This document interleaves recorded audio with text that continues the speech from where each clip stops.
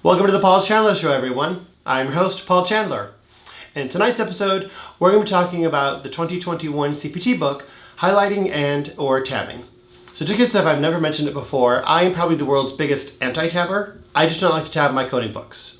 That's just a personal preference of mine. But however though, even though if you don't like to tab like I do, a lot of people do, which is awesome, but also highlighting as well. So that's one thing that we have to focus on when we do coding every year, going from, in this case, 2020 to 2021. Whenever we're changing the years, getting updated coding manuals is also to move all over our notes as far as highlighting and tabs.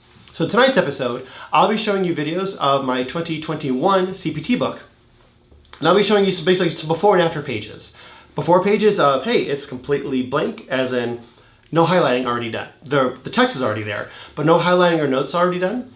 But then also an after shots of what it looks like as far as the importance of highlighting and whether we're able to catch certain keywords in there. Now I will say though, that just a reminder that the CPT, the Current Procedural Terminology book, is a copyright of the AMA, the American Medical Association, and may not be copied, publicly displayed, insert lawyer, blah, blah, blah, blah, blah, blah, blah, all right there, that's fine, got that out of the way. But it's just for purposes for education. So I will be showing you some pages of the CPT book, just a few pages though. So again, tonight's episode, we'll be looking at some before and after pictures of why it's important to be able to highlight certain notes that you have in your coding books. So stay tuned and we'll be right back.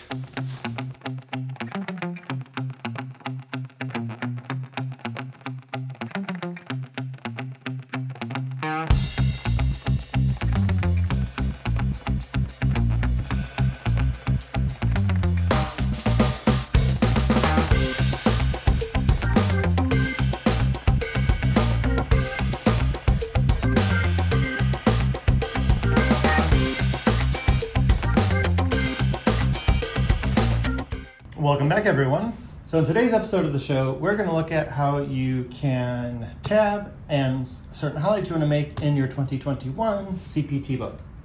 So now with the AMAs, the professional version, when you open up the CPT book, this should be there. It's a page, as you can tell, I already ripped off my pages because I already tabbed my book, but it's a page that comes in with tabs. And when you are tabbing, if you want to use the ones that already come in the CPT book, and with the tabs, they should just rip off nice and easily. As you can see here, I have a few left that I chose not to use, but here's an example of the surgical tab, and I pull it off, and whoop, there it is. It comes off pretty easy. When you're peeling off tabs, if you peel off a tab, and if it sticks to the paper, meaning if it appears like it's glued, say if it rips off and it rips part of the paper itself, then you have a counterfeit CPT book. Unfortunately, those do exist. So that's one way you can tell that you have a legit CPT book. But now that I've already tabbed my book, then I tore this page off, so it's not just kind of hanging there with some blank empty tabs. Now with the tabs itself. So the CPT book comes with a whole lot of tabs. And as you can see here, flip it this way, that I already got them all in. But flipping so you can actually read the tabs themselves. So I decided to use the tabs that already come in the CPT book because for one, they're already written out and whatnot, they're there. So I did use all of the tabs that come with the CPT book, except you can see for the surgical tab, because I think that one is just kind of pointless because it's only one page. So looking at the tabs themselves, I did place, for example, the E&M tab. Starts, get the page, there you go, where evaluation management tables begin. And then the anesthesia tab begins where the anesthesia guidelines begins. Tegmentary, when tegmentary begins. I did not use the surgical tab because that would just take me to the surgery guidelines, and yeah, no offense, these are not the best. So I decided I went straight with the tegmentary system tab. And we have musculoskeletal. So actually, going back to page numbers, I'll do that here. So the E&M tab, I placed that actually on page XXV, page 25 Roman numerals, because that's where we have E&M tables before the E&M codes begin on page 1. The anesthesia tab, I put that on page 11. where the anesthesia guidelines begins. Integumentary system tab, I put that on page 87, where the anatomy illustration for the skin for integumentary system. Now, notice though, all of the organ systems on the surgery side are all green. That's because back in the day, we did not have different colors for the different organ systems. They were all this same kind of green color. So now we do have different colors for different organ systems, but unfortunately though, CPT still puts up all the same green color there. But at least though, it's all the surgery section, as in surgical procedures done on organ systems. So I have integumentary system on page 87. Musculoskeletal system begins on page 127. The respiratory system begins on page 211. The cardiovascular system on page 223. Digestive system on page 331. The urinary system on page 393. The male genital system on page 417. Female genital system on page 427. The nervous system on page 447. Now, for some reason, the AMA, they put ocular anexa for the eyes and auditory for the ears on one tab. So I just put that on page 485, where the eyes begin, and even though a few pages later, on page 503, are the ears. Now then we begin the different colors. Now we're back to red for radiology, and that begins on page 509. We have Path and Lab on page 561.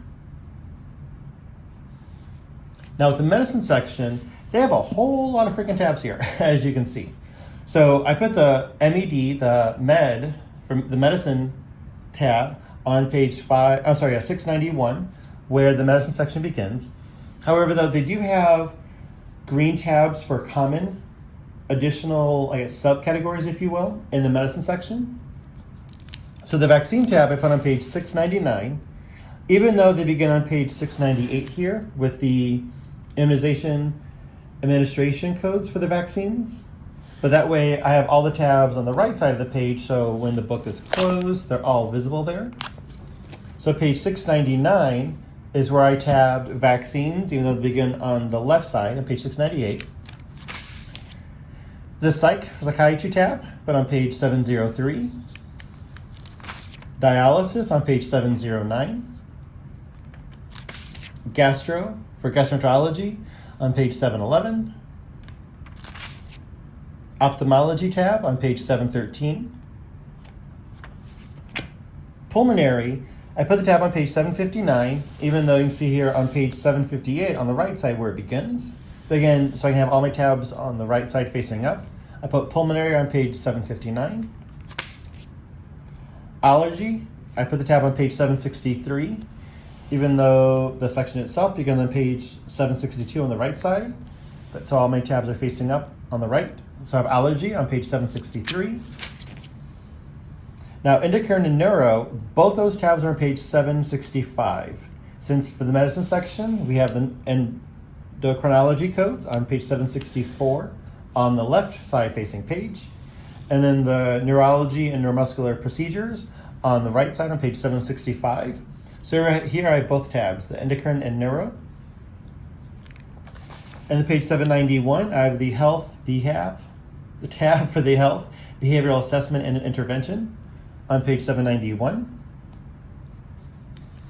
And then the category 2 tabs, the red tab, I have that on page 819, where category 2 codes begin. And I have the red category 3 code tab on page 841, where the category 3 codes begin. And then the appendices, they have 4 blue tabs that are pre-provided in the CPT book. So the appendix A through B, Alpha through Bravo tab, put on page 877, where appendix A begins. The appendix C through F tab, put on page 893, where appendix C begins. and the appendix G through J tab I put on page 913. Even though page 913 is only appendix J, the beginning of it, because appendices G, H, and I, we actually no longer use those, but they still have the appendices in the back to tell you what those appendices were back in the day on page 912. But the appendix J, again, I have my tabs facing on the right side on page 913. Then appendix K through P, I put it on page 917 with appendix L, just so we can have my oh so favorite appendix K on the left side, 3 whopping codes that are pending FDA approval. So they get the special little lightning bolt symbol next to it on page 916. But I have the tab here on the right page on page 917 for appendix L. And then the index begins on page 971 for that tab. Now something though that I also did, because thing is though, yes, I do like the AMA tabs that come pre-printed and you kind of stick them on the side and they're all the same size and whatnot. But what I did though is I have additional tabs up here on top. And what I did was I actually bought these tabs. So then I like it to be different colors. So I have orange and pink. Different colors than we have available on the side. And I didn't use the yellow ones. So there are yellow ones that come pre-done in. You can use these if you'd like, but I chose different ones because for one, I needed 5 of them. And there's only 4 yellows here, but also to give me more room to write in as far as what is going on. So what I did is that for one, I have a place of service, a orange tab that says POS, for place of service codes for professional claims. So I have a page marked where the POS code list is. And then as far as the CPT guidelines in front, I did highlight this 2 paragraphs. So it's on page XVII. So that'd be page 17 Roman numerals. I did highlight information here on the right column that you can see here. And if you can pause this video if you'd like to look at my highlights. Just to help me as a little refresher if I need it, as far as if a procedure code deals with time, how would I code it? And then I put a orange tab up on top that says time. And then another tab that I did, I put it on page XXI, page 21 Roman numerals. So it's on the right side. But it covers, though, the terminology, the illustrated anatomical procedural review. So we have numbers, surgical procedures, conditions, and directions and positions. And then my tab up on top, I put term for terminology. Remind me of the medical terminology that I already have pre-printed in my CPT book. And then on page XXV, so page 25 Roman numerals, same page I have where the E&M is done there. I also have the positions done up on top. So that way then on the left side, I have the positions for the different body planes up here on the left, corresponding to the tab on XXV. And then the last tab that I did is actually in the back. So if you are taking, for example, the CPC exam, the Certified Professional Coder exam with the AAPC, you do have a section on the exam itself called Compliance and Regulatory. And whatever you get in your education from, any notes for Compliance and Regulatory for that section of the exam are not already in your CPT book. So that way, what I would do is, if I was taking that exam, the 2021 version, we have 4 blank sheets on the back. So that way then I would write my compliance and regulatory notes back here on the last tab. And that way then I would remember where I wrote my notes for that section. So that way then during the exam, I'm not going through and trying to think, okay, crap, I wrote my notes somewhere for compliance and regulatory. Where did I write it at? No worries. Back to your CPT book, and I got a label there. So that is the important part with tabbing your CPT book. And then, too, as far as highlights,